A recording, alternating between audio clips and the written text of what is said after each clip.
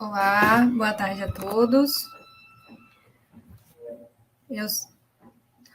Rodrigo está por aí? Olá, boa tarde a todos. Boa tarde, Mário. Boa tarde a todos que nos acompanham. Estou por aqui, sim. Pois é, vamos dar prosseguimento à programação do evento Ciclo de Palestras do Dia Mundial da Água. Vamos prosseguir agora com o minicurso Indicadores Ambientais e Suas Incertezas, no qual eu e a Mariana vamos apresentar.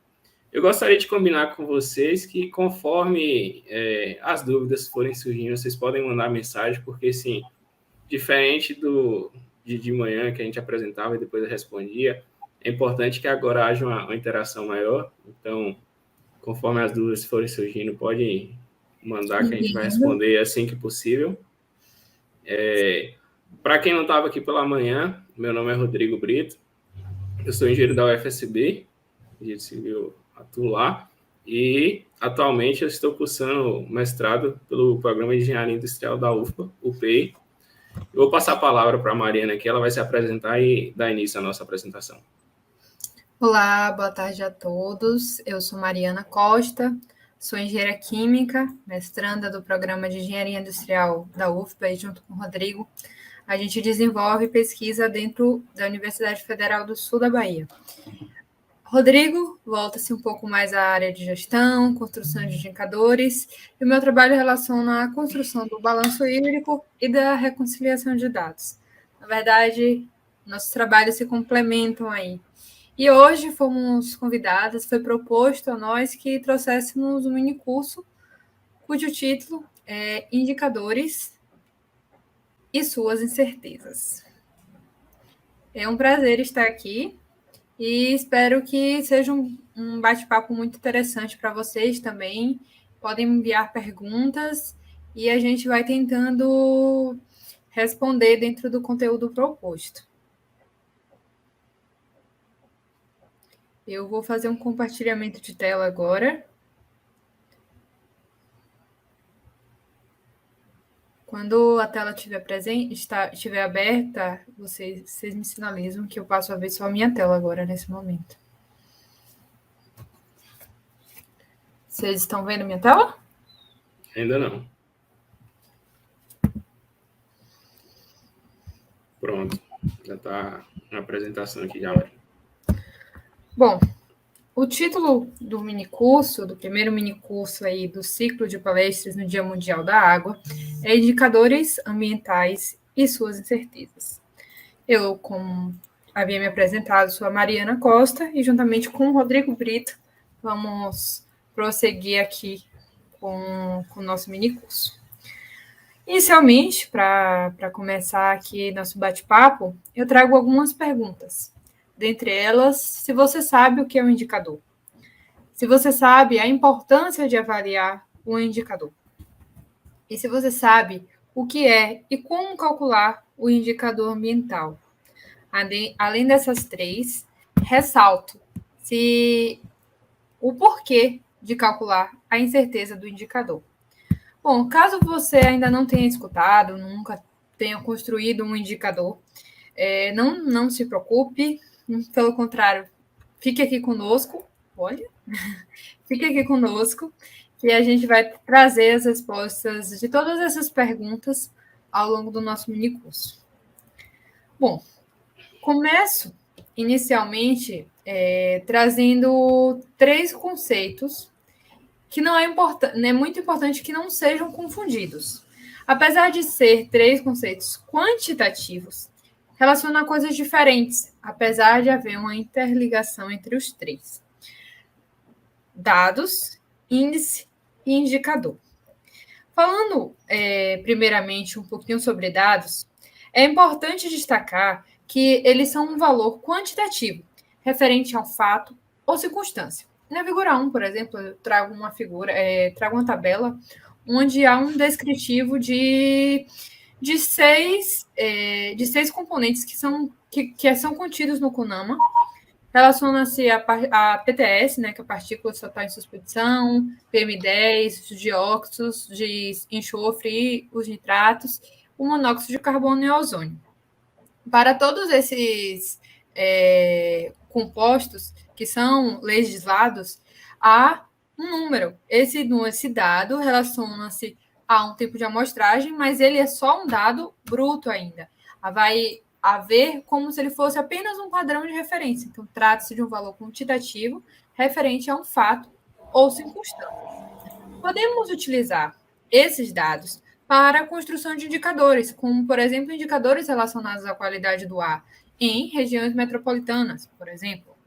E esse indicador seria composto de vários dados. Além disso, ao contrário do caminho que faz os dados brutos, que é de formação do indicador, o índice faz um caminho um pouco mais além. A partir dos indicadores que existem, eles sintetizam essas ideias e formam um índice, como o IDH, por exemplo, que é o Índice de Desenvolvimento Humano, ou, por exemplo, o Índice de Qualidade do Índice de Qualidade do ar, da água, por exemplo. Então, é muito importante dizer que o índice, neste contexto, o conceito de índice é a composição de vários indicadores, a sintetização desse contexto, e resumir informações presentes em um grande número de indicadores. Essa é a função do índice nesse contexto. Vamos, então, tratar, finalmente, dos indicadores. E, afinal, o que são os indicadores? Os indicadores, eles tratam de forma sistemática, de forma esquemática, uma relação entre a diferença da situação atual em relação aos objetivos e meta. É importante dizer que essa diferença da situação atual com os objetivos e meta são representados em um tempo específico, e daí a construção do indicador. É muito importante agregar uma interpretação qualitativa.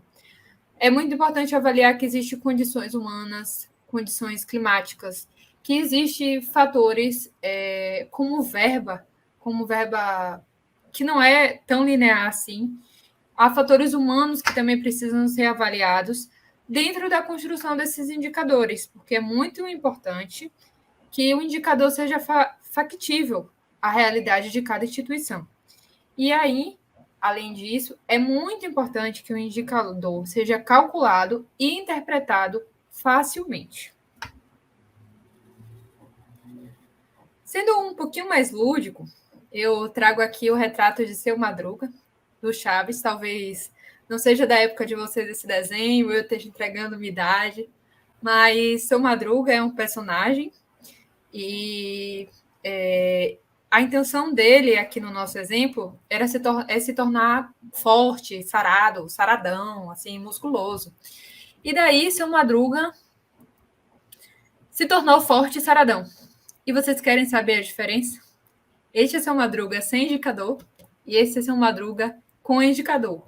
Mas o que houve? O que motivou essas transformações? Bom, inicialmente Seu Madruga começou a coletar dados, dentre eles massa magra, circunferência do braço, quantidade de proteína consumida, horas de sono. A partir desses dados brutos, Seu Madruga passou a construir indicadores que se relacionavam às suas metas e objetivos que era a intenção dele alcançar. E por isso, Seu Madruga passou a ter um indicador de aumento de massa magra semanal, aumento de peso diário, redução de gordura mensal. E com isso, Seu Madruga obteve finalmente esse resultado. Seu Madruga tornou-se um saradão. Mas... para pontuar esse raciocínio, eu acho interessante porque, assim, às vezes o Seu Madruga poderia estar fazendo talvez as mesmas atividades, mas sem utilizar de indicadores. Então, ele poderia estar dando voltas ali sem conseguir conquistar o objetivo, até porque, sem indicador, ele não teria uma ideia clara do que estava acontecendo. Então, isso tem a ver com aquilo que está no slide, né? Aquilo que não se monitora, não se gerencia. Quando ele passou a monitorar, a desenvolver indicadores com relação ao que ele precisava para alcançar o seu objetivo, ele começou a conquistar seus objetivos. Foi algo que meio que natural, né? Então, quando você gerencia e tem metas claras, o indicador ele faz totalmente a diferença. É como se ele pudesse caminhar por vários caminhos, mas como ele tinha a situação atual, a meta, e começou a planejar, a partir de indicadores, dados e fatos, como atingir esses valores, as coisas ficaram mais claras e o objetivo tornou-se mais real, né? Então ele Mais palpável. chegou de uma forma mais linear ao seu objetivo. Sempre Exatamente. a partir dessa frase, que eu gosto muito da área de qualidade, não existe um autor específico, é uma frase que a gente ouve, acho que constantemente, e é muito conhecida na área, que é aquilo que não se monitora, não se gerencia. Exatamente. Bom, diante desse caso lúdico, que nada mais é do que uma brincadeira, é claro, mas não deixa de trazer um pouco para a realidade, porque a gente pode aplicar os indicadores, ferramentas de qualidade, ferramentas de gestão na nossa própria vida, para gerenciar, por exemplo, horas de estudo, melhores notas. Então, é lúdico, mas a gente pode trazer essa abordagem para a nossa própria vida, sim. Então, a partir desse caso, é possível se basear em características mensuráveis do processo, do produto ou dos serviços, para acompanhar, avaliar e melhorar o seu desempenho, seja o seu desempenho na sua vida pessoal, ou seja o desempenho das organizações. As organizações se baseiam nesses indicadores, nesse acompanhamento, para alcançar a melhoria dos processos e, assim, estabelecer gestão e qualidade de processo, produto e serviço. Por isso, é muito importante analisar o indicador. Eu avanço aqui e trago um exemplo. Esse exemplo, ele saiu de um trabalho que eu fiz em uma empresa do polo de petroquímico de Camaçari. Claro que esses dados foram ajustados, porque tratava-se de dados internos de uma empresa. Então, mas eles são factíveis, não é algo sem fundamento. São dados que realmente representam um movimento, um momento dentro de uma empresa. Esse dado é relativo a acidentes sem afastamento. Há meses com acidente, há meses sem acidente, destacando sempre que esses gráficos que eu vou apresentar são de janeiro a dezembro de 2021. Há meses em que a faixa, a meta, que é ali em vermelho, ela se encontra exatamente nesse... Deixa eu sinalizar aqui com o mouse. Tá sinalizando? Não sei. Acho que não vai aqui nesse modo de apresentação. Bom, há meses que esses dados se encontram exatamente na meta. E, de repente, aparecem essas informações aqui. Olha que interessante. Outubro, novembro e dezembro não houve registro de acidente na fábrica. Poxa, que maravilha, né? Realmente é uma maravilha, é uma conquista e tanto. As empresas comemoram 1.000 dias sem acidente, 60 dias sem acidente. Então, 3 meses sem nenhum acidente é algo muito interessante, realmente. Mas, claro que se trata de uma condição ótima, mas o indicador atingiu a meta? Sim, o indicador atingiu a meta. O indicador havia atingido a meta antes também. Só que nem por isso a gente deve deixar de avaliar melhor o nosso indicador. Não adianta a gente ter uma Ferrari e não saber dirigir. Não adianta a gente ter um indicador e não saber interpretar. Por isso que lá no início a gente mencionou que o indicador precisa ser facilmente calculado e facilmente interpretado. Vamos adiante. Prosseguindo aqui ainda no nosso caso, do indicador de segurança, é necessário avaliar a incerteza. Dando continuidade ao assunto do acidente, né? Porque se a gente não avaliar a incerteza, a gente pode não ter credibilidade nesses dados. Então, passou-se a avaliar as incertezas para verificar se aqueles resultados de meses sem acidente são realmente factíveis. Daí, alguns meses, como janeiro, junho e setembro, que eram aceitos pela meta, passaram a não ser mais aceitos após a avaliação da incerteza. Daí eu trago uma reflexão que é bem interessante, que é a gente antes tinha atribuído um aceite a alguns meses. E, na maioria das vezes, as metas são criadas a partir dos meses, da realidade, do fato que se vive. Então, é mais um motivo para se calcular e avaliar a incerteza dos indicadores.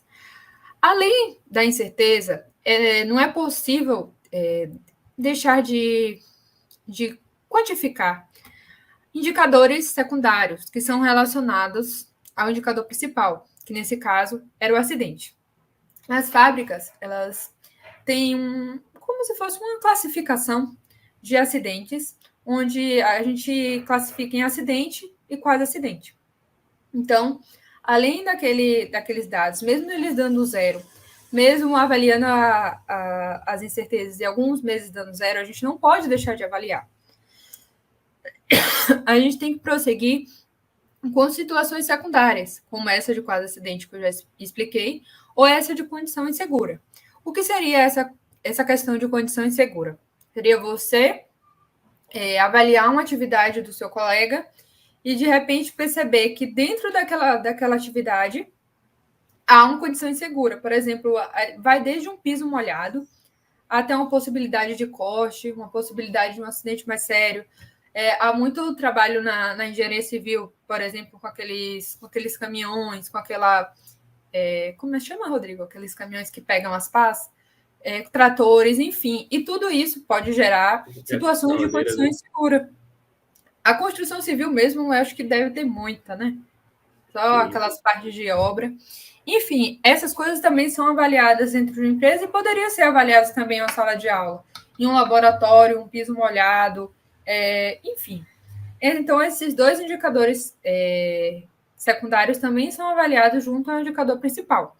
Eles trazem situações importantes, dentre elas, que a incerteza de informação precisa ser associada, porque aqui também metas que eram aceitas passaram a ultrapassar e é preciso avaliar para ter realmente informações com credibilidade. E os valores dessas informações, desses indicadores secundários, eles trazem uma condição muito interessante, porque indicadores de condição de insegura, por exemplo, é muito interessante. Eles podem ser altas ou podem ser baixas. Eles podem ser altos quando a gente tem uma condição muito, muito propícia e uma condição muito propícia a acidentes, a muitos registros e uma preocupação, um olhar para o meio, uma preocupação com segurança. Então, é interessante também que, de um ponto de vista, a condição insegura tenha valores altos. Mas, no entanto, o engenheiro Rodrigo, aí, servidor da UFCB, planeje para vocês uma sala completamente perfeita, ar-condicionado sem ruídos, cadeiras bem espaçadas, condições de limpeza perfeitas. Não é interessante que vocês registrem condições inseguras, porque aquele ambiente foi projetado para não haver. Então, haver ou não depende da maturidade da instituição. E cada indicador precisa ser avaliado individualmente, porque muitos podem ter essa mesma relação de ser bons ou ruins. Outro ponto que é interessante destacar, relacionado a esses indicadores bons ou ruins, é sobre as metas. A meta tem que ter coerência. A meta tem que ser factível. A meta tem que estar no consenso do time. A meta não pode ser fácil. Eu achava que queriam salientar, porque o indicador de acidente, ele não é zero. A meta não é zero. E por quê? Por que a gente não coloca a meta zero? Porque ele não seria coerente com o que a gente vive, com o que a gente vivia dentro da indústria. Acidentes sem afastamento zero, claro que é excelente, claro que ninguém quer que nada ocorra, mas é muito importante que aquilo realmente seja factível ao que a gente vive, ao que a gente gerencia dentro da empresa. Não adianta a gente ficar todos os meses diminuindo metas, aumentando metas de acordo com o que convém. É melhor estabelecer uma meta, tentar alcançar essa meta, e quando ela se tornar factível, a gente, posteriormente, diminui a meta, até que um dia fosse zero. Por isso, esse entendimento e perspectiva sobre a meta do indicador é muito importante. É muito importante pensar na meta de uma forma assim, ela tem que ser desafiadora, porque assim, Se for fácil demais, você não cria estímulo para que busquem alcançar aquela meta. E se for difícil demais, também você desestimula a sua equipe, né? Porque, poxa, eu tô com uma meta X, o cara que eu tenho uma meta 10x assim do nada, complica demais. Então, na hora de traçar as metas para o seu indicador, é bem importante você tomar cuidado com relação a isso. Seria muito difícil viver sem meta, trabalhar sem meta, e o indicador sem uma meta factível também seria algo que não iria funcionar. Então, a meta, traçar essa meta é realmente algo muito, muito importante e interessante. Isso serve para todo e qualquer indicador, tá? Esses questionamentos, essas indagações sobre os indicadores de segurança relacionam-se também aos indicadores ambientais, que é o tema da nossa apresentação de hoje. Pelo que tratamos de indicadores, então, é possível entender, ter uma ideia já do que seriam esses indicadores ambientais. Eles auxiliam a gestão de recursos ambientais em instituições. Magalhães Júnior, por exemplo, foi uma referência que trouxe, ele aponta o evento que é a Confederação das Nações Unidas do Meio Ambiente, que é o Rio 92, como uma mudança de chave sobre o olhar do indicador, o olhar ao indicador ambiental. E, em seguida, eu ressalto a ISO 14001, muito importante para as empresas que trabalham e que buscam certificação de gestão ambiental, que sugere o desempenho ambiental a partir de indicadores. Na verdade, ela não sugere, ela destaca, ela chama muita atenção, como se os indicadores ambientais fossem realmente uma atividade essencial para que haja gestão ambiental completa, segura e de qualidade.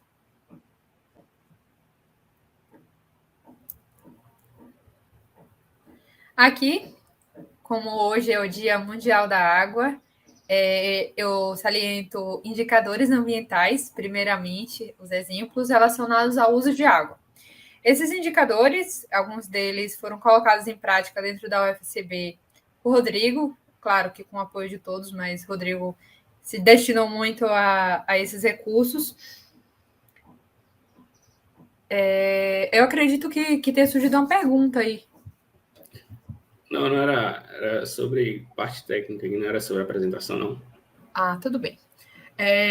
Dentro desses indicadores aí que o Rodrigo desenvolveu do UFCB, que a gente apoiou, claro, mas que ele é o ator principal, destaque-se o volume de água utilizado por tempo, o uso de água per capita por tempo, a quantidade de equipamentos de manutenção e o custo menor mensal de água. Há outros? Com certeza. Lembra de algum, Rodrigo, que quer citar? Mais para frente, eu vou apresentar eles e apresentar a modelagem matemática deles também. Certo. Mas aí tem o indicador de população equivalente, tem vários indicadores que mais para frente eu detalho. Que relacionam-se ao uso de água, né? E esses indicadores, é muito interessante que a gente aplicou na universidade, elas podem ser aplicadas no trabalho de vocês, dentro de edificações, elas podem ser acompanhadas em indústrias e podem ser acompanhadas na nossa própria casa. Eu não sei se vocês já se sentiram curiosos para saber quanto de água mensal é consumida na sua residência em um determinado tempo. Quanto de água é consumido por pessoa dentro da sua residência. Então, a gente pode trazer os indicadores ambientais para a nossa própria casa, reduzir o uso de água, reduzir o uso de energia e traçar metas mesmo para a economia, para a gestão sustentável, para trazer esse entendimento para dentro da nossa casa, né? E o bom é que a partir do momento que a pessoa adota o uso de indicadores na sua própria residência, vai ter o retorno ali imediato também com relação ao financeiro, né? Você faz o seu papel social de utilizar menos água. Com certeza. E ganha também com relação ao seu bolso, né? Você vai ter aquele descontinho ali no final do mês. Acompanhamento de conta, com certeza, a mesma coisa serve para quilowatt e para energia. Se você for traçando metas para diminuição de energia, para um uso mais consciente desses recursos no próprio lar, aí você vê um resultado completamente imediato. Você sai daqueles indicadores que falaram no mini curso para a sua própria vida, tornam tangíveis a vocês. Eu recomendo. Outro exemplo de indicadores ambientais, para não falar que a gente só trouxe exemplos relacionados ao uso de água, é o registro de ocorrências de impacto ambiental. Ele, muitas vezes, vocês podem encontrar com o nome RAIO. Esse indicador, também com a avaliação da incerteza, você pode traçar esse indicador e ele se relaciona, por exemplo, dentro de uma empresa, houve um vazamento de um tanque e esse vazamento acabou comprometendo, acabou vazando para o solo. Então, aí você teve um comprometimento do solo. Anos depois, você passa a ter um comprometimento, você passa a ter um registro daquele poluente que houve o vazamento nas águas subterrâneas. E todo e qualquer movimento relacionado ao impacto ambiental vai traçando esse indicador.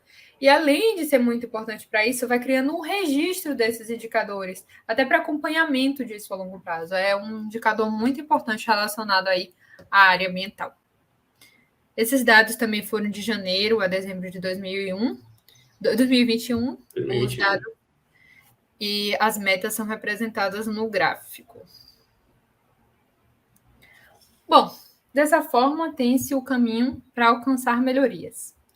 Primeiramente, é necessário traçar metas e objetivos.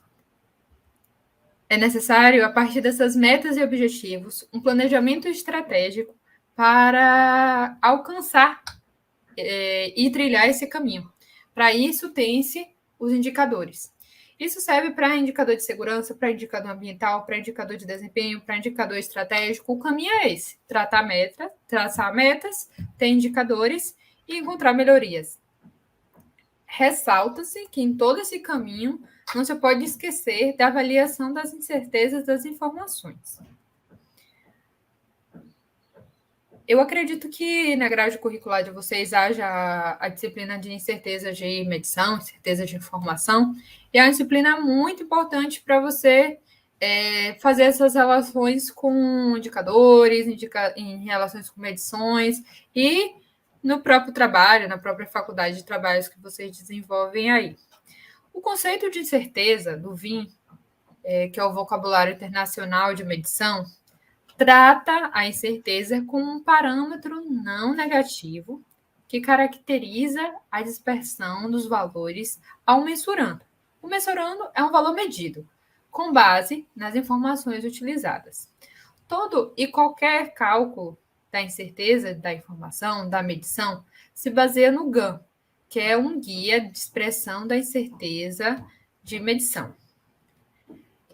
Tratando a incerteza do indicador como prioridade, você vai caminhar rumo à qualidade e à gestão do seu indicador.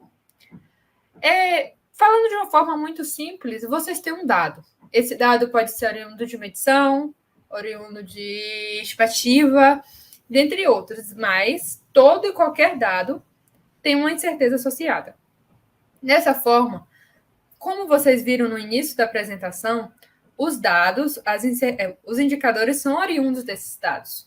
E, por isso, é primordial que a incerteza dos dados brutos sejam propagadas para a incerteza do indicador. Desta forma, conhecer a incerteza associada à medição traz credibilidade para essa informação. É como se você, avaliando a incerteza, você desse credibilidade à sua informação e você caminhasse no mesmo sentido, no mesmo propósito que é o cálculo do indicador. Falar um pouquinho com relação a esse que o Mário falou. Por exemplo, conhecer a incerteza faz com que você saiba a qualidade daquela informação que você está trabalhando. Ou seja, a incerteza qualifica a informação que você obteve ali. Existem várias fontes de incerteza para uma medição. Ela pode ser proveniente do equipamento, como a gente está falando de água, ela pode ser proveniente do hidrômetro, por isso é importante que a gente faça a calibração do equipamento. Essa calibração é feita por um laboratório credenciado à Rede Brasileira de Medição. Aí, quando esse equipamento é calibrado, eles enviam um laudo de calibração para a gente que informa qual a incerteza daquele equipamento. É sabido, vários estudos dizem isso, que com o passar do tempo, a medição do hidrômetro vai perdendo exatidão. Quanto mais anos, mais a incerteza aumenta. Tem essa fonte de certeza do equipamento, por exemplo, tem a fonte de certeza de quem está fazendo a leitura daquela informação, do leiturista, por exemplo. Do próprio equipamento, mas tem do leiturista também, por exemplo. Quando a gente pega um relógio assim de ponteiro, aí a minha acuidade às vezes é diferente, quer dizer, é diferente da de outra pessoa. Possivelmente pode ser que quando a gente vai ver aquele ponteirozinho do segundo, um enxergue uma coisa, outro enxergue outra coisa. Então, há uma incerteza nessa informação que deve ser propagada por dado. Então, não existe uma informação verdadeira. Quando né? Os fatos da vida. Não existe uma informação absoluta. Os fatos e a vida são determinísticas. Exatamente. Então, para avaliar, quantificar em dados e fatos, é necessário calcular a incerteza de informação.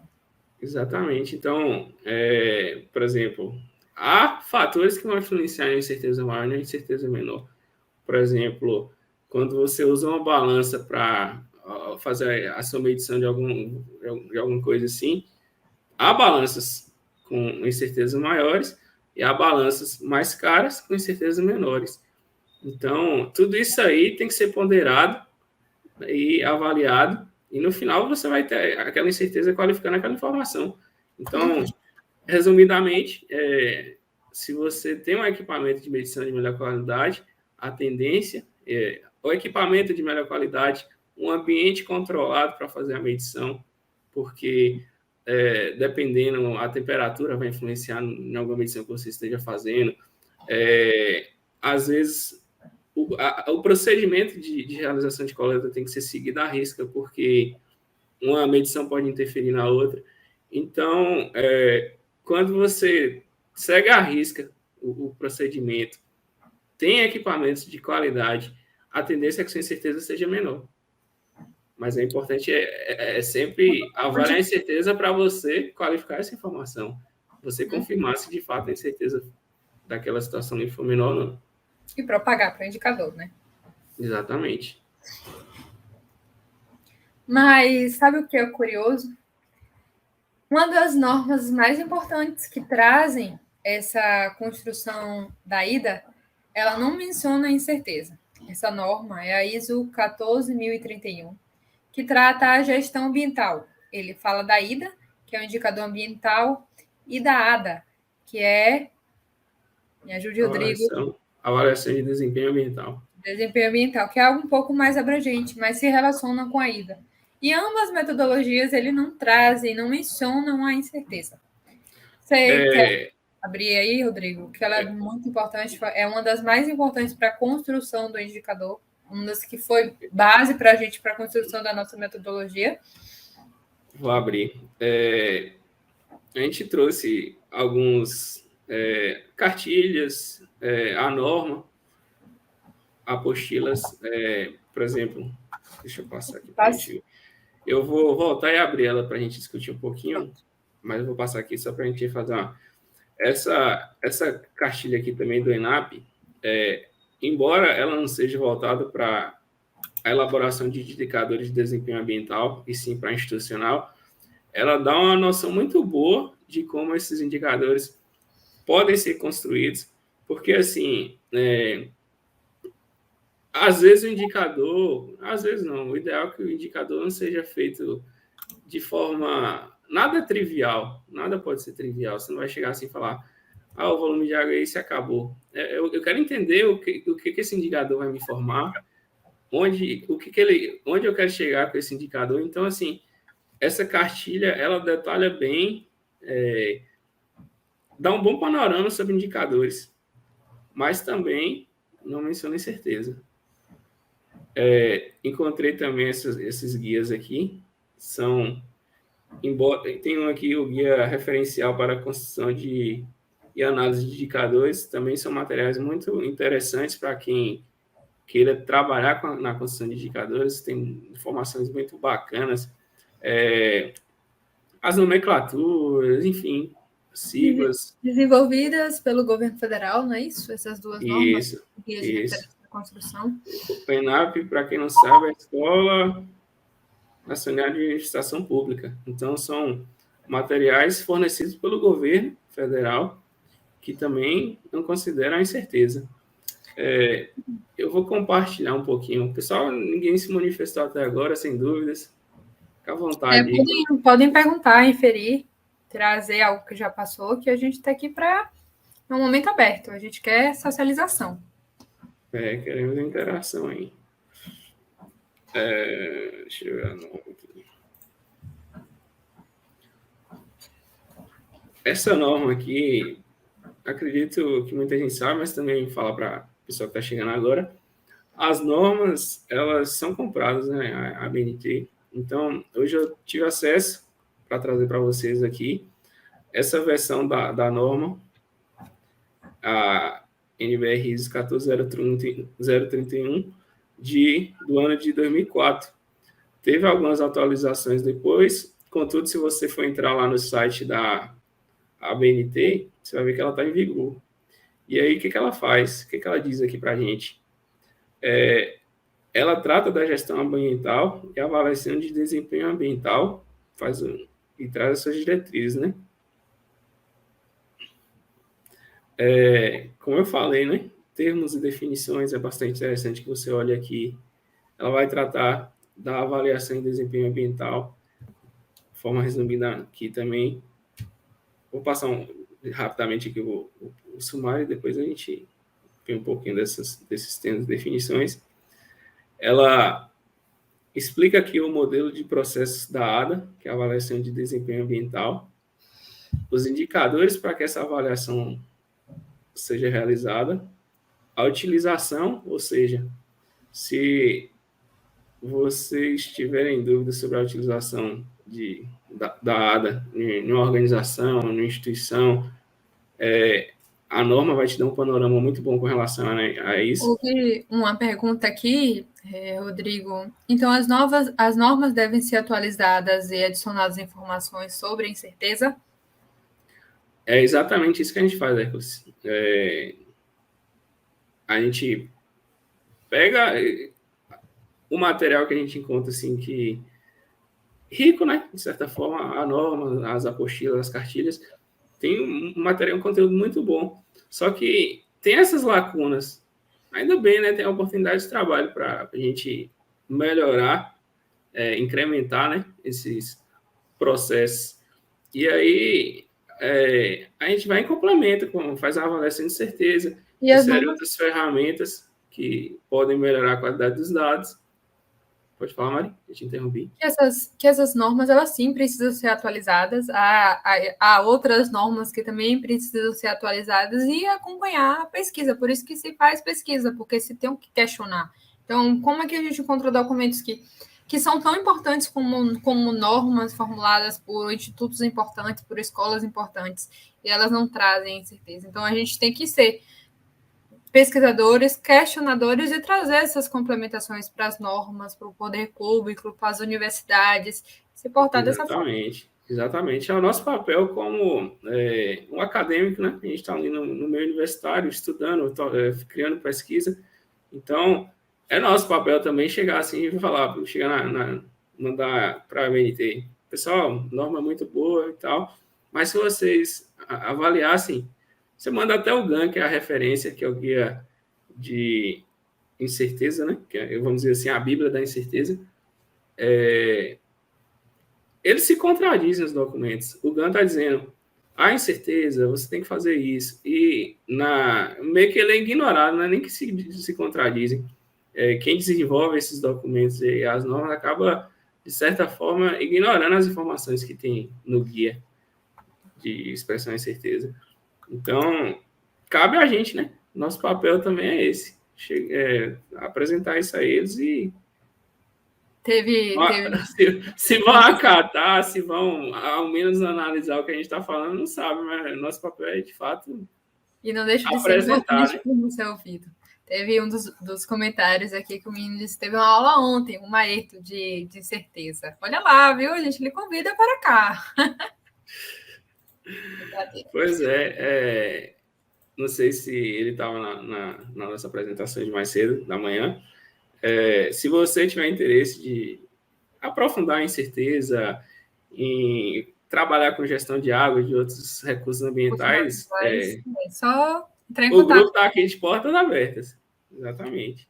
E o conhecimento também, está aqui esperando. Só chegar. A gente evolui juntos aí, né? Exato.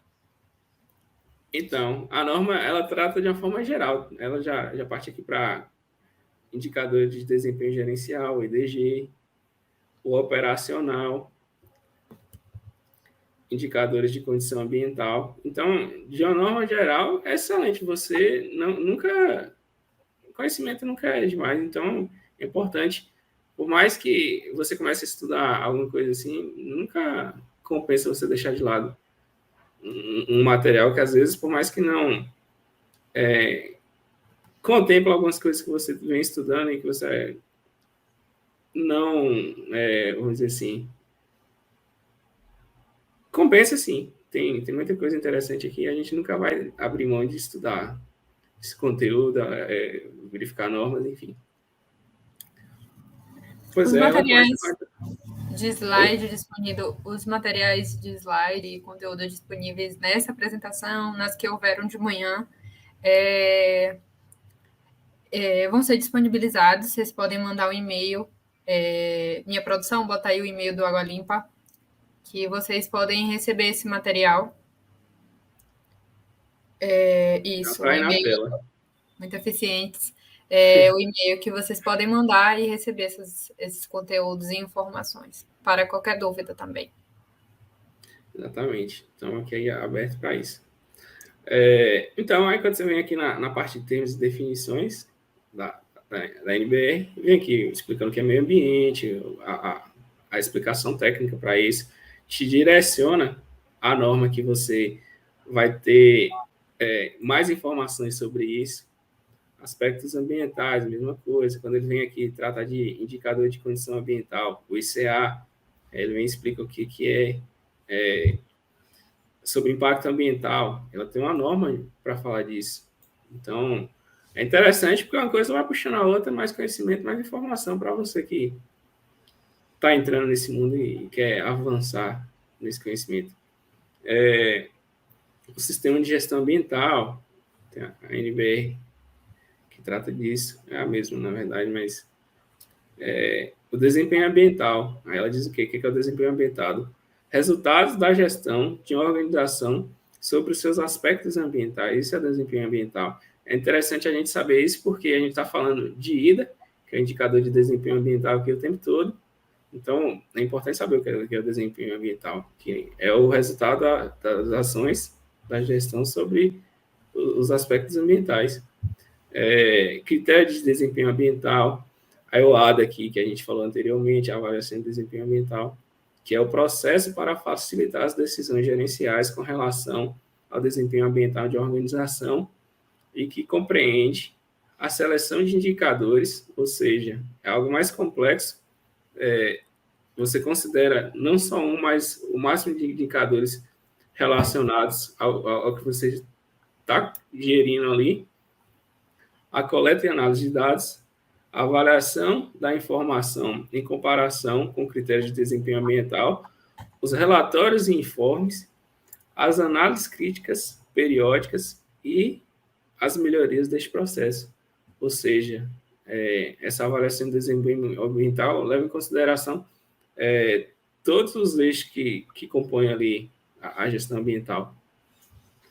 O IDA, que é o que a gente está construindo aqui hoje, está mostrando no minicurso, a expressão específica que fornece informações sobre o desempenho ambiental de uma organização, é o indicador de desempenho ambiental. E aí por diante. É interessante, eu recomendo a leitura por todos. Ela vai abordar várias coisas aqui que vai se afunilar com relação aos dados, quais são os indicadores utilizados aqui para a avaliação de desempenho ambiental. Ele vem e fala do IDA, do ICA, IDG, que é o indicador de gestão, indicador de operacional, o IDO. E aí, por aí vai, né? Vamos Os digitar. indicadores ambientais. Chegou uma pergunta aqui, Rodrigo. Os indicadores ambientais são um valor absoluto ou metas? Os indicadores, eles são valores que também são relativos e que são relacionados a um determinado tempo. Eles são calculados através de uma metodologia que a gente vai mostrar a construção dessa metodologia a seguir. E as metas não são os indicadores. As metas, elas norteiam os indicadores a chegar na meta, né? A intenção é chegar na meta. Quando chegar na meta, dobrar a meta. Mas as metas são metas, é onde o indicador quer chegar. E os indicadores são valores que são determinísticos, relacionam a um intervalo de tempo. E é isso. Acho que já respondi. Você respondeu. Mais para frente aqui na nossa apresentação, a gente vai mostrar um indicador que a gente calculou para uso per capita de água na reitoria da UFSP, na antiga, na verdade, que hoje não é mais lá em Ferradas. E aí, a gente calculou o indicador e compara com o indicador da UFBA, que foi calculado considerando as mesmas variáveis de entrada, no caso, o volume e a população equivalente na UFBA. Então, é um indicador equivalente ao nosso para a gente poder comparar. E aí, ele pode ser uma meta para a gente, entendeu? A gente calculou nosso indicador e a nossa meta é que nosso indicador é espelho da UFBA um dia. Entendeu? Lá na frente eu vou mostrar e explico melhor. Está chegando a uma hora Se de não ficou apresentação, claro. Rodrigo. Então, como eu falei, é um material que a gente vou passar aqui para não ficar muito tempo ali. Outra apostila que a gente recomenda também, que é bastante interessante, esse aqui eu não vou aprofundar muito, vamos passar mais aqui o sumário mesmo. Aí ele vem explicando do básico, que é os indicadores, para que servem os indicadores de desempenho institucional. É como eu falei, essa apostila ela trata de indicadores de desempenho institucional, mas assim, o material é muito rico com relação à perspectiva de um indicador, como ele tem que ser construído. Aí, principais atributos de um sistema de medição de desempenho, classificação de indicadores de desempenho, nível hierárquico, tema do indicador, dimensões ou perspectivas, posicionamento, construção de um sistema de medição de desempenho. Essa cartilha aqui ela tem bastante conteúdo interessante, estabelecendo indicadores. Aí ela até faz aqui, ó, exercício prático para quem está querendo construir.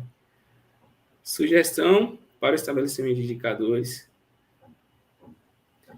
Frequência de mudança dos indicadores. Então, assim, conforme você avança o indicador, chegou em um nível ali que ele estagnou, você já quer partir para outro indicador. Então, é muito interessante essa apostila aqui. Como estabelecer metas aí para a menina que perguntou com relação ao valor do indicador em metas, aqui ele fala de metas. Enfim, são dois materiais que a gente recomenda bastante. Os outros também, tem o guia, os outros dois também do governo federal. Esse aqui é o mais novo que eu encontrei, que a gente encontrou, que é de 2021. Enfim, Aí esse caminho. enfim, é recomendado a leitura. Aí, Verossímil nesse caminho, dessa construção do indicador, da busca por referências que sejam realmente, que a gente possa usar e se referenciar, a gente se deparou por esses documentos não conterem a incerteza da informação, de se preocupar com a qualidade do dado, como era uma metodologia que a gente vinha adotando, à medida que a gente se propôs a fazer, aplicar metodologias de otimização dentro do campus, o balanço hídrico, que foi até tratado, né, na mesa redonda de manhã, você viu? Que orgulhoso. E é isso, aí foi traçado e construída uma metodologia com você, Rodrigo. Pois é. E aí, dando prosseguimento à construção dos indicadores, o que aconteceu? A gente viu que normas, documentos oficiais não consideravam incerteza. A gente foi procurar e os estudos científicos consideram. A gente descobriu que poucos estudos científicos consideram a incerteza nos indicadores. A gente fez uma busca na maior base científica do mundo, a Web of Science. Encontramos apenas nove estudos que avaliaram a incerteza dos seus indicadores. Deu para colocar até aqui, por se tratar de poucos. Eu não vou explaná-los, porque sairia um pouco do foco aqui do nosso mini curso, mas caso vocês tenham interesse, eu posso passar para vocês aqui, ou então tira um print também, procura, que vão encontrar fácil. São poucos, não vai ser muito difícil de encontrar. E o que acontece? Lendo o conteúdo deles, uns tratam na verdade, eles tratam de diversos indicadores, mas o que a gente notou? Há unanimidade sobre a importância da avaliação da incerteza dos indicadores. Ou seja, quando o autor passa a considerar, passa a entender como funciona a incerteza, ele dá a notória importância para essa avaliação, porque é muito importante você ter uma noção da qualidade do que você está trabalhando. Quando você trabalha com um indicador de incerteza avaliado, você vai poder tomar uma decisão baseada na incerteza.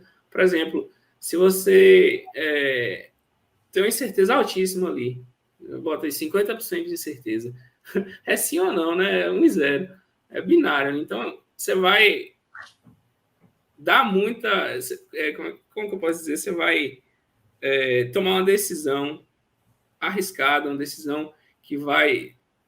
Um grande investimento financeiro baseado na informação que você já tem a qualidade dela. Você sabe que ela é uma informação meio duvidosa. Você não vai arriscar, né? Então, é extremamente importante você conhecer a incerteza do indicador.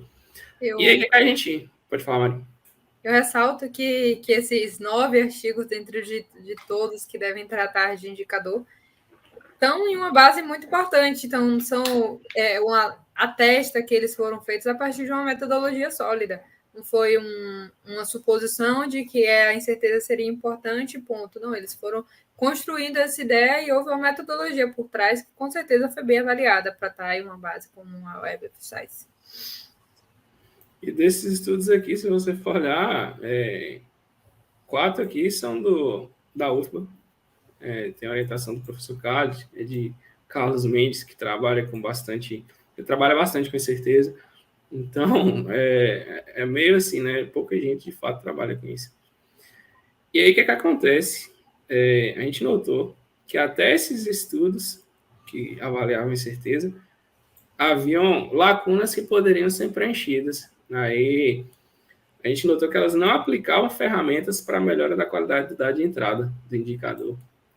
E a gente desenvolveu um fluxograma de processamento e análise de dados que a gente tenta complementar essas lacunas observadas tanto nas cartilhas do governo, normas, quanto nos estudos científicos. E o que acontece? A gente trouxe para a nossa situação a criação do indicador de uso per capita de água. A gente inicia com a coleta de dados através da micromedição, e agora a gente começa a influenciar a qualidade do nosso dado. Quando a gente avalia a incerteza da qualidade associada a essas medições, quando as medições não eram feitas por hidrômetros, a gente atribui uma qualidade da informação a elas. Aqui sim, a gente aplica a técnica da reconciliação de dados. Eu vou explicar o porquê cada técnica está nessa ordem e qual é a função dela, mas a técnica de reconciliação de dados vai influenciar diretamente na incerteza global do nosso sistema. Avaliação da incerteza padrão associada às informações reconciliadas, ou seja, eu tenho um dado de entrada, eu conheço a incerteza do dado de entrada, eu aplico uma técnica que traz maior exatidão a esse meu dado de entrada, ou seja, já vai reduzir um pouco a minha incerteza. Depois, eu vou e busco conhecer a incerteza relacionada à informação reconciliada. E só assim, eu calculo o meu indicador de uso per capita de água. Após calcular o indicador, eu vou avaliar a incerteza dele, ou seja, eu tenho um indicador bem mais consistente do que se eu só simplesmente pegasse o volume de água e dividisse pela quantidade de pessoas. Eu fiz todo um estudo anterior. E assim funciona o nosso fluxograma. A gente manda para a etapa de tomada de decisões. No caso, a equipe de gestão do recurso na instituição. Então, ele tem um indicador que já foi bem criterioso na construção, né? Você já teve, foi bem criterioso na construção daquele indicador. Você conhece a incerteza daquele indicador.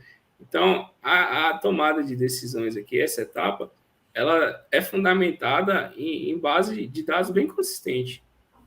Então, com isso, vai refletir na chance de assertividade dessa decisão. Então, a tendência de você desperdiçar dinheiro porque tomou uma decisão falha com relação a dados inconsistentes é reduzida bastante. Deixa eu ver aqui uma pergunta aqui. Isso. Tem uma pergunta que eu não quis interromper. Qual a dificuldade da construção de indicadores com avaliação de incerteza? Eu acho que a dificuldade é você estudar, aprender a entender como é que funciona a incerteza. Fora isso, é o mesmo procedimento de calcular qualquer indicador, você vai ter que estudar. De qualquer jeito, você não vai sair inventando indicador à torta direito, você tem que estar fundamentado para criar aquilo. Então, você vai ter que estudar o que é incerteza. Chegar, sentar ali na cadeira, abrir o GAN, entender o que é cada termo, como que calcula. Acho que a dificuldade é essa. Mas, assim, caso... Novamente, eu abro o nosso grupo aqui, caso alguém esteja trabalhando com algum indicador ou qualquer trabalho de coleta de dados, laboratório, enfim, que queira avaliar a incerteza dos dados que estão trabalhando, o grupo está à disposição para auxiliar nessa missão aí. Você falava alguma coisa, Mário? Não, só falei que era a questão do entendimento mesmo do conteúdo de incerteza, que muitas vezes é negligenciado. Mas a dificuldade é mesmo só o conhecimento mesmo, a construção desse conhecimento. Exatamente. Essas são as ferramentas que a gente inseriu no fluxograma, e eu vou explicar um pouquinho cada uma e por que a ordem. A micromedição, ela é a primeira etapa, a etapa de coleta de dados. Para isso, a gente usou hidrômetros, no caso da construção do indicador de... Já vou começar a especificar, afunilar para o nosso caso, que eu vou começar a mostrar exemplos dos resultados e tal. Aí, no caso da construção do nosso dado, a gente usou hidrômetros calibrados. Esses hidrômetros foram calibrados em um laboratório em São Paulo, que era credenciado à Rede Brasileira de Calibração. Eles vieram, como eu falei anteriormente, com o laudo de calibração. Isso possibilitou que a gente avaliasse a incerteza dessas medições. Na calibração já falei. Fizemos a avaliação da incerteza. Como eu falei aqui, ó, o que você precisa para avaliar a incerteza do indicador? Sentar, estudar o GAN, e a gente usa a fórmula da incerteza padrão combinada para fazer a avaliação desses dados de entrada. Vou passar para vocês isso aqui, Mari. Ele está brincando porque a reconciliação é o tema da minha dissertação de mestrado. Mas, bom, quando você faz as medições da micromedição, né, que seriam, no caso que ele trouxe, são dos hidrômetros, há um volume perpassante em um determinado tempo, você tem os valores de vazão. A partir desses valores de vazão, você calcula a incerteza do volume, avalia todas as fontes de incerteza relacionadas ao volume, todas as incertezas relacionadas ao tempo, propaga essas incertezas de cada um desses fatores para a vazão, e com essas incertezas você relaciona a sua variável medida e com sua variável reconciliada, que seria uma variável estimada. Aí você pondera esses dois fatores com a incerteza. A reconciliação de dados dentro do campus é dado através de um balanço hídrico, que nada mais é do que a variação de entradas e saídas de água. Antes, no campus, a gente só tinha um hidrômetro, que era o hidrômetro da concessionária. No entanto, a gente não tinha nenhuma medição individual de nenhum pavilhão, de nenhuma cantina, nada. A gente não tinha outras medições. Instalamos novos 4 hidrômetros. A partir desses valores, conseguimos determinar as vazões de todas as correntes perpassantes através do estudo de incerteza e da qualidade de informação e determinamos todas as incertezas. A partir desses valores, a gente aplicou a reconciliação de dados e determinou as vazões reconciliadas, levando em conta a incerteza e as restrições do sistema, que nada mais é do que o mapeamento dessas correntes, né? De entradas e saídas, a transformação desse caminho da água em equações matemáticas, que podem ser lineares ou não. E aí, no caso, essa figura aqui, quando eu falo de trazer o valor para um valor mais exato, essa figura representa bem, porque assim, imagina você tem essa quantidade de medições aqui.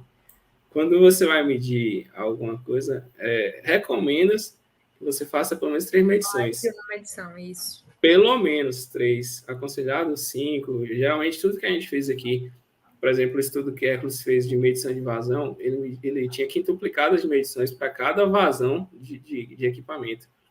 Então, a partir do momento que você tem essas medições aqui, quando você aplica a técnica da reconciliação de dados, ela puxa para aqui, ó. Ela traz se torna mais exata ou verossímil. Exatamente. Por isso que a gente a colocou dentro desse fluxograma com o intuito de dar mais qualidade ao dado que iria compor o indicador. Só uma paradinha para o meu lado, lembrando que é uma técnica de otimização e que ela é fundamentalmente usada na indústria, tem um trabalho muito interessante, acho que é de Mendes, Carolina. Ela desenvolveu aqui no aeroporto, também aplicou a reconciliação e teve resultados positivos. Então, baseado nisso, a gente buscou aplicar a reconciliação de dados dentro do CJA, para que a gente consiga aí contribuir com a otimização do uso do recurso, além de ter todo esse apelo à qualidade dos dados. Com relação ao indicador de desempenho ambiental, a gente já falou bastante, né? Qual é o papel dele. Então, a gente precisava de representar para a gestão de alguma forma. E o meio de representar o uso de água ali foi por meio do indicador de desempenho ambiental. A avaliação da incerteza dos indicadores qualifica aquela informação, como eu já falei. Por esse motivo, ele compõe o nosso fluxograma. Eu destaquei a capa desse artigo aqui. Falar um pouquinho primeiro da fórmula que a gente utilizou. A gente usou a lei da propagação de incertezas, que está lá no GAN. Como eu falei, a Bíblia da incerteza. Então, essa é a forma que a gente utilizou. E a gente usou... destaquei esse artigo aqui, que é o de Carlos Mendes, um dos que estava naquela lista ali dos poucos que avaliaram a incerteza, que a tradução é assim: entendendo o comportamento de um indicador de geração de efluentes ao longo da análise de incerteza. Então, como eu falei, ele está trabalhando aqui com efluentes. A gestão que ele faz aqui no estudo é efluentes, não é água, de certa forma. A gente faz a água que vai ser utilizada ainda, e ele já faz da água que foi utilizada, mas independente, como eu falei, o indicador que você estiver fazendo é extremamente importante que você avalie a incerteza. A gente bate na tecla porque, de fato, depois que você começa a entender, é importante você qualificar esse dado que você trabalha. E aí, esse aqui é o indicador que a gente fez para a reitoria da UFSB, a reitoria antiga, a atual, ela está funcionando no centro. Na época do nosso estudo era em Ferradas. Aí é o indicador de uso per capita de água para lá. Aí, assim, se vocês perguntarem por que vocês fizeram o indicador para lá e não para os outros pavilhões, ou então para a obra na CEPLAC, qualquer outro motivo, assim. Aí, o que acontece? A gente foi levada a fazer o estudo desse indicador, porque quando a gente instalou os medidores lá no CJA, a gente notou que o ambiente que mais tinha demanda de água era o prédio da reitoria. E um outro fator interessante é a população que utiliza o prédio da reitoria. Ela majoritariamente é ocupada por usuários do tipo integral. É considerado, na literatura, o usuário do tipo integral aquele que passa 8 horas no trabalho.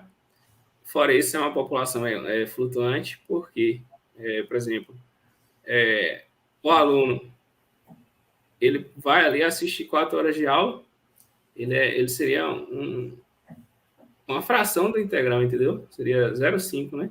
metade, meio usuário, vamos dizer assim. Então, é importante considerar isso na hora que você vai fazer o cálculo do volume per capita utilizado, desse indicador. E aí, o que acontece? Esse é o nosso modelo. A gente usa a vazão reconciliada do medidor 1003. A gente precisou nomear os medidores, né? Aí o 1003 era o responsável por medir o fluxo da reitoria, dividido pela população equivalente, vezes 1.000. 1.000 porque a gente estava trabalhando com a vazão em litros e estava mudando para metros cúbicos. Aí o que acontece? Como a gente resolveu o problema da população flutuante? Majoritariamente, a gente já sabia que o usuário era integral, mas aqui a gente tinha lá 3 salas de aula, 3 salas, na verdade era corriqueiramente usado para aula, mas tinha alguns eventos também que não necessariamente era direcionado para isso, mas considerando essas 3 salas aqui, o auditório também não tinha um uso regular, né? Variava do evento, às vezes o evento ficava o dia todo, às vezes o evento era uma semana de ocupação, às vezes era uma tarde, enfim. E o saguão geralmente era quando o evento não dava para ser realizado dentro do auditório, por conta ou da quantidade de pessoas ou pela característica do evento, era usado o saguão. E aí o que acontece? Fui buscar informações a respeito desses usos, como é que funcionava. Então, para usar cada ambiente desses, era necessário uma reserva prévia. Só que nessa reserva, descrevia-se a quantidade de horas, mas não dizia a quantidade de horas e o evento que iria ocorrer, mas não dizia quantas pessoas iriam frequentar aquele ambiente durante aquele tempo. E a gente teve que arbitrar possíveis cenários. Cadê meu mouse? Cenário A, com menos pessoas, e o cenário B, um cenário intermediário, e o cenário C, com um fluxo maior de pessoas. E aí, o que acontece? Calculamos nosso indicador baseado nessas informações. A vazão per capita, litro por dia,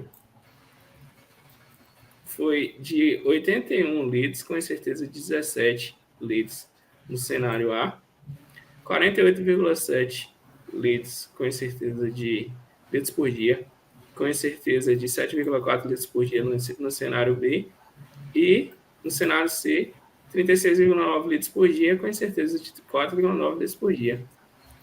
Então, formulando aqui, trazendo aqui de forma resumida, houve a identificação de que a região da reitoria havia um alto consumo de água, muito relacionado a ter uma população alta e constante, de frequência constante, que seriam servidores, funcionários, terceiros. E então, passou-se a construir e aí dividiu a área da reitoria em 3 situações, A, B e C. E aí, a partir dessas situações, foi determinados indicadores para que a gente atingisse a meta, que seria a redução do uso de água na reitoria. Não é isso, Rodrigo? E a partir daí a gente continua aí, né, com esses dados. Traçou-se a partir desses dados, os indicadores, o gráfico que o Rodrigo está mostrando aí agora. A meta, a gente vai tratar mais na frente, que a gente traçou a meta para o Plano de Logística Sustentável de Água Efluentes. Essa meta foi para lá. E mais para frente eu falo dela. Como o Mário tinha mostrado, né? Esse é um gráfico que representa essa vazão per capita.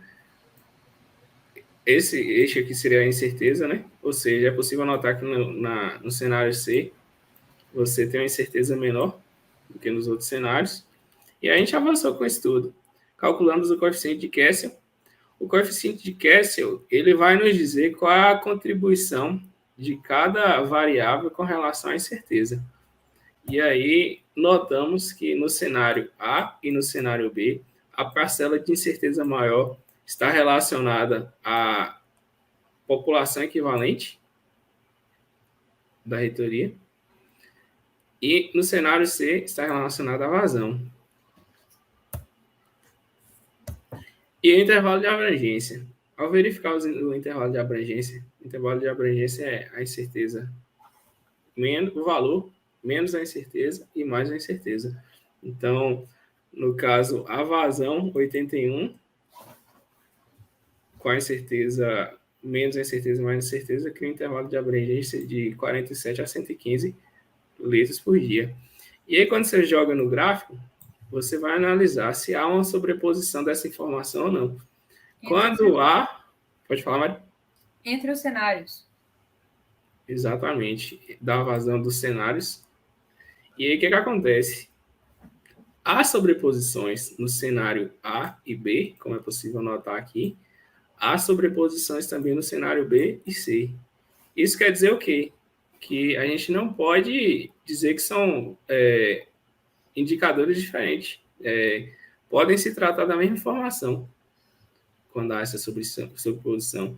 Então, a diferença aqui ficou entre o cenário C, que o intervalo de abrangência se encerra antes do início do A. Então, não há sobreposição apenas no cenário A e C. Além do indicador que a gente mostrou as avaliações agora, a gente desenvolveu outros indicadores. Lembra lá que eu tinha falado, né? Uhum. Eles estão aqui. E aí, quando eu falei daquela cartilha que pode contribuir significativamente ali na hora de construir o indicador, é basicamente pelo que a gente está vendo aqui na tabela. Quando você cria um indicador, você tem que saber o que você está trabalhando, o que você almeja com aquele indicador, o modelo matemático tem que ser bem fundamentado, quais são os dados de entrada, qual é a unidade daquele indicador.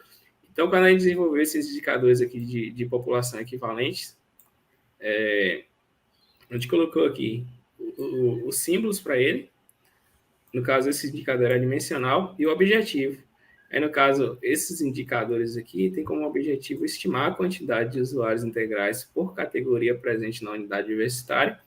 Essas categorias são servidores técnicos administrativos, servidores docentes, estudantes e terceirizados. Essas são, vamos dizer assim, a nossa comunidade acadêmica, que é considerada a nossa população ali, entendeu? E aí, esses são a população equivalente por tipologia. A população equivalente total da unidade, que seria estimar a quantidade total de usuários integrais presentes na unidade. Aí tem aqui a população equivalente total, que é a soma de todas as populações. Aqui está o modelo matemático desse indicador. E aí, o que são? Pode falar. Pode concluir que eu falo posteriormente. Aí, assim, o que são os dados de entrada? A gente vai dizer aqui o que é o dado de entrada de cada indicador, que é a quantidade de usuários integrais da categoria estudante, a quantidade de usuários integrais da categoria servidor docente, a quantidade de usuários integrais técnicas administrativas e terceirizados. A unidade dele também é dimensional. Ressalto aí dentro desses dados de entrada, que seria o que a gente precisa para ter o nosso dado de saída, que nesse caso seria o indicador. Nosso dado de entrada é o que a gente precisa para cálculo, o que a gente quer encontrar o indicador. Então, dentro dessas informações que a gente precisa para o dado de entrada, eu saliento a importância de vocês responderem o questionário. Eu acho que alguns de vocês já receberam. Espero conto com vocês aí para a gente continuar a nossa pesquisa. O questionário foi desenvolvido pelo Hércules, claro que com o apoio de todos, e vai ser tocado aí pelo Hércules e o Heitor, que são alunos, colegas de vocês de iniciação, e a gente conta com o apoio tanto de vocês, alunos, quanto servidores, tanto para passar para o colega, quanto para responder, para que a gente consiga dar prosseguimento com esse estudo, com essas modelagens propostas e auxiliar na gestão do recurso dentro da universidade. O link do questionário está sendo disponibilizado aí agora. E aí, colabore com a gente aí, que a gente agradece. Contamos com vocês. Seguindo aqui os indicadores que criamos, que foram criados, aqui tem os indicadores de uso de água sugeridos para auxiliar na gestão de água da UFSB, né, na UFSB. E aí tem o uso mensal de água no campo Jorge Amado da UFSB. Esse é o modelo matemático dele. A unidade do indicador é metros cúbicos por mês. E aqui colocamos as unidades de dados de entrada, quais são os dados de entrada. Então, assim, quando você desenvolve um indicador, você tem que fundamentar muito bem o que você está fazendo. Você tem que ter um entendimento daquilo, porque lá na frente, quando você tiver os resultados, você tem que entender muito bem o que está acontecendo, por que aquele resultado ocorreu. Então, tem que ter bastante atenção nessas etapas de desenvolvimento dele. Fechando aqui, eu vou fazer as considerações finais com relação a esse trabalho realizado, o que a gente notou com isso, feedback sobre o fluxograma. E aí, sobre o fluxograma, que eu apresentei, que a gente desenvolveu com o intuito de fechar aquelas lacunas que a gente observou, a gente notou que, de fato, ele alcançou a meta, né, que a gente tinha com relação a melhorar os dados de entrada, a entender o que estava acontecendo com o indicador. E, assim, no caso da gente não ter aquela população flutuante levantado da melhor maneira possível por conta de recursos, na época, a reserva ser feita sem dizer a quantidade de pessoas que iriam usar os ambientes, a gente notou que o indicador, graças à metodologia, à aplicação do fluxograma, que o indicador apresentou uma sensibilidade alta ao cenário, já que houve essa variabilidade, né, com relação à incerteza, ao valor, de um cenário para o outro, chega a ser o dobro de diferença. Então, o que a gente aprende com isso? A gente fez da forma que deu para fazer, fez da melhor forma possível com o que a gente tinha para fazer, com os dados que a gente tinha, mas, assim, há necessidade de se investir para que esse indicador melhore. E aí, ou que seja na lista, ou que a gente encontre um outro meio de fazer a contagem de pessoas dessa população flutuante, câmera, não sei qual seria o melhor meio no momento, mas a necessidade de se investir para melhorar isso. A proposta de modelagem dos indicadores para a gestão da UFSB, esses indicadores que eu estou falando aqui são esses que eu apresentei por último, tanto de população equivalente quanto os de uso de água.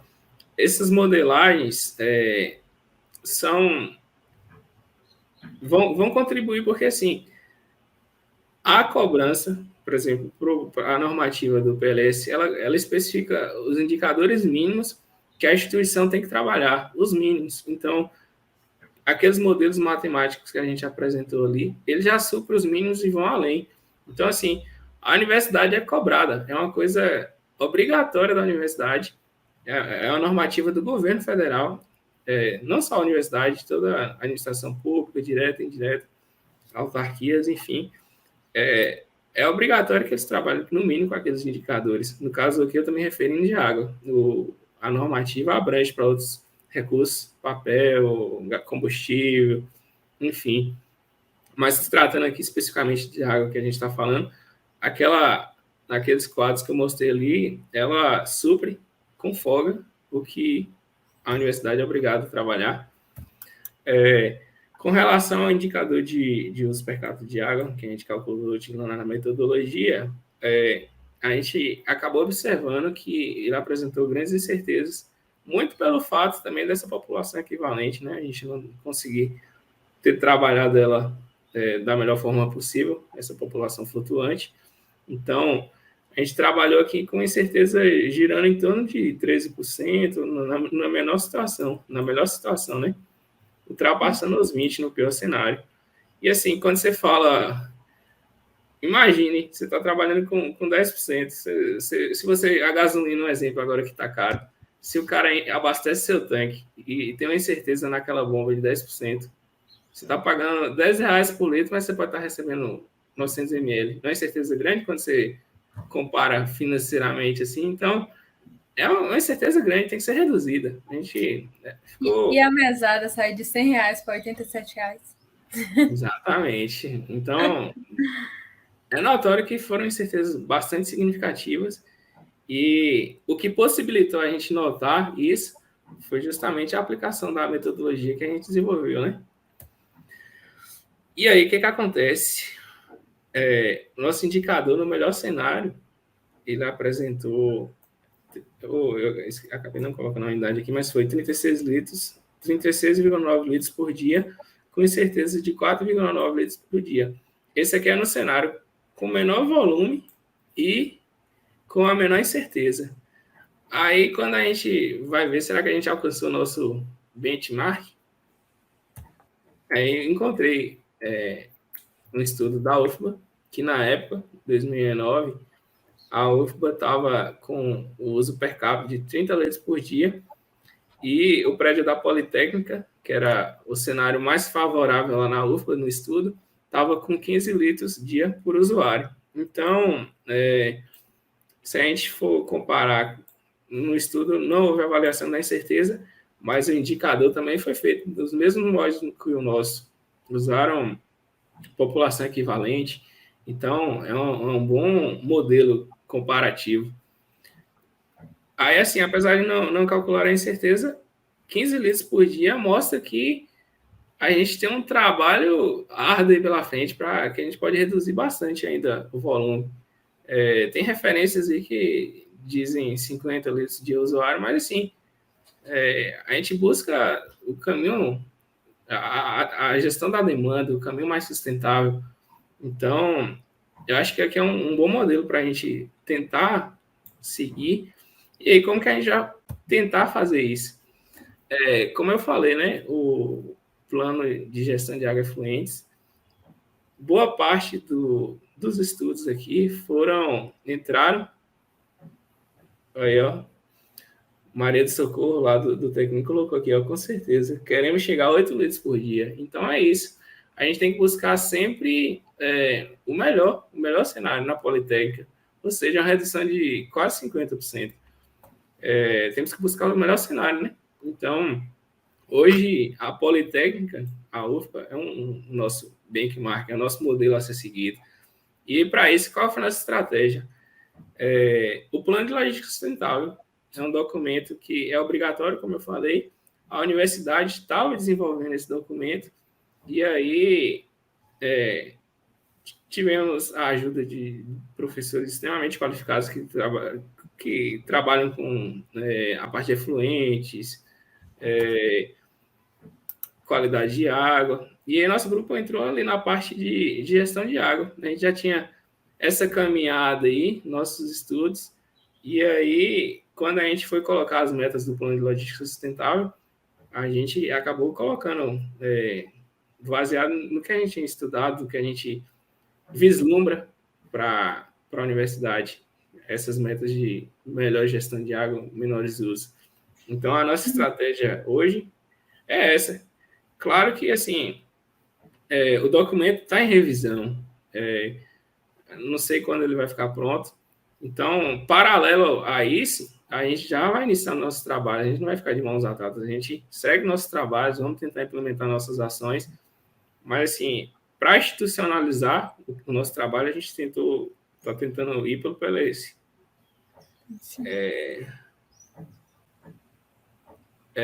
Maria Socorro até comentou aqui, né? Se tivermos apoio da instituição, quem sabe não podemos chegar lá. Pois é. O professor Acha até falou isso, né? Infelizmente, não só na UFBA, mas a UFBA hoje no Brasil, o trabalho feito pelo Água Pura, acho que é referência, na verdade, para o Brasil e para o mundo, de certa forma. E o professor Acha falou isso. Nem na instituição, com um trabalho mostrando assim, conseguir reduzir o valor em tantos por cento da conta de água, ele não conseguiu o apoio que ele precisava para tocar a água pura lá da forma que eles precisavam. Então, e quando a gente fala de meta, de redução de uso, a gente fala, talvez se na nossa casa a gente economizar, a gente vai estar falando de R$ 30. Mas se a gente falar em uma instituição com tantas pessoas, com a população que é considerada grande, as universidades são consideradas, dentre as instituições que são tidas como populosas, as universidades recebem essa denominação. Então, é uma redução grande de custo. E a acessibilidade, mesmo assim, é difícil. Então, isso tem que partir um pouco de nós também, apoiar a pesquisa, desenvolver pesquisa, estar junto, cobrar da universidade, reconhecer a importância de dias e de eventos como esse. Essas coisas são muito importantes. É um trabalho de formiguinha, mas que funciona. Nem sempre a gente vai ter o apoio que a gente espera, mas é isso, né? Não abaixar a cabeça e sempre buscar correr atrás do que a gente almeja, né? Sim. Então, decorrente dos estudos que a gente fez e do que a gente apresentou aqui, a gente sugere que novos trabalhos sejam realizados com a aplicação da metodologia de processamento e análise de dados para auxiliar a localização de perdas e desperdício de água. Do mesmo jeito que a gente usou aquele fluxograma ali para desenvolver indicador de uso per capita, a gente pensa em futuramente fazer ele para descobrir e localizar essas perdas e desperdícios mais facilmente. Indicadores com incertezas avaliados para o acompanhamento das ações do Plano de Logística Sustentável da UFSB. Como eu falei, o plano ele passa por revisões, não sei quando ele vai sair do papel, mas assim, se isso ocorrer, se de fato as ações forem implementadas, a gente quer estar acompanhando de perto para poder se inteirar e até mesmo ajudar a instituição nesse papel de gestão do recurso.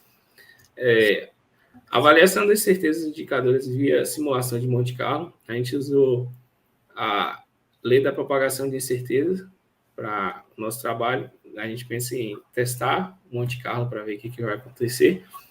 Desenvolver um índice de desempenho ambiental para aplicação, para avaliação da incerteza a partir de indicadores ambientais que compõem o Plano de Logística Sustentável da UFSB. Como Mariana falou no início da apresentação, a diferença de índice e de indicador. Então, a gente está partindo para um trabalho um pouco mais robusto, onde a gente vai, com a soma desses indicadores aí, de todas as informações que a gente for coletando, desenvolver esse índice, já é algo mais robusto. Maria do Socorro, ela colocou aqui, né? Concordo com você, é um trabalho de formiguinha, mas antes de me aposentar, quero ver a UFBA assumindo e participando ativamente da luta com água pura. Eu também tenho fé nisso, Maria do Socorro. Eu sei que hoje você está lutando aí pelo água pura. Eu até participei recente de um evento que teve do Teclin, né? Eu acabei conhecendo você, eu tinha mais contato com o professor Ramon. E aí, eu sei o quanto vocês se dedicam para que o Água Pura volte a trilhar o caminho que já trilhou, mesmo com todas as dificuldades. O PDDE Brasil aqui, ele respondeu o questionário. Obrigado, viu? Quem puder aí, a gente conta com a colaboração de vocês. E é isso, vocês têm, para encerrar aqui, uma mensagem que eu queria chamar a atenção aqui na nossa apresentação, que é lembre-se, aquilo que não se monitora, não se gerencia. Eu acho que um ponto alto aqui da nossa apresentação é isso. Aquilo que não se monitora, não se gerencia. Reflitam isso aí. Vamos dar mais importância à elaboração dos indicadores, à avaliação de certeza desses indicadores e buscar sempre trilhar aí esse caminho mais sustentável e, de certa forma, garantir... Ou pelo menos menos insustentável. Exatamente. Para tentar, né, que as próximas gerações possam usufruir dos recursos naturais da forma que a gente teve a oportunidade de conhecer, né? Essa aqui foi a nossa bibliografia consultada, algumas referências também estão aí. Esses aqui são os nossos contatos. Eu agradeço pela paciência, pela atenção de estarem aqui com a gente até agora. A gente destacou aqui o contato de Mariana e o meu, por serem nós os apresentadores. Mas é isso. Caso queiram entrar em contato com a gente ou tenham interesse de participar do grupo de pesquisa, entre em contato com o professor Carlos, caso tenha interesse do grupo, ou dúvidas, alguma coisa, estamos à disposição. É isso, pessoal. Obrigado aí, viu? Agradeço a Rodrigo por dividir esse espaço aqui comigo, encarar esse desafio. Obrigada a todos pela paciência e participação ao longo dessas quase 2 horas de apresentação. Eu também te agradeço, Mara. É recíproco, né? E, tipo assim, a gente que começou lá do nada, começamos a trilhar esse caminho que ainda vai avançar muito, se Deus quiser. Ainda está começando. Ainda está começando, mas assim, é bacana poder dividir esse momento, né? De onde a gente saiu e aos poucos está. Pois é isso. Alguma dúvida? Surgiu mais alguma dúvida aí, produção? Não, né? Não tem mais, não. Eu estou acompanhando aqui. A gente vai dar uma pausa agora e, em instantes, a gente retorna com o próximo mini curso. Fiquem atentos ao minicurso, é muito legal. O Hércules vai trazer, vai mostrar também a planilha, o banco de dados que foi desenvolvido, dando alguns spoilers, então é muito interessante. Fiquem aí, acompanhem o último minicurso. Muito obrigada pela atenção de todos e até mais. Qualquer dúvida, estamos à disposição.